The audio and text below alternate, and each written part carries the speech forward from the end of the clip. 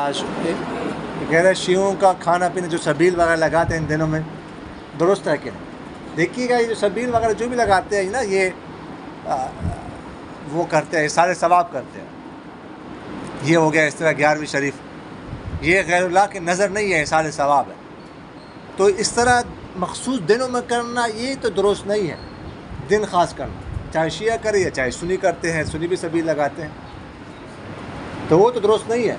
لیکن وہ چیز کھا سکتے ہیں، سبیل سے شربت وغیرہ پینا یا کھانا کھانا وہ جائز ہے، لیکن ان کا یہ کام جائز نہیں ہے. سمجھ آ رہی کہ نہیں آ رہی؟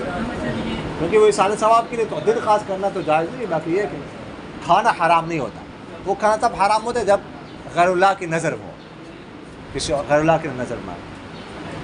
باقی یہ کہ ان دنوں میں باہر نہیں نکلنا، یہ بات بہت زیادہ احتیاط کی ضرورت ہے. سمجھ آ رہے کہ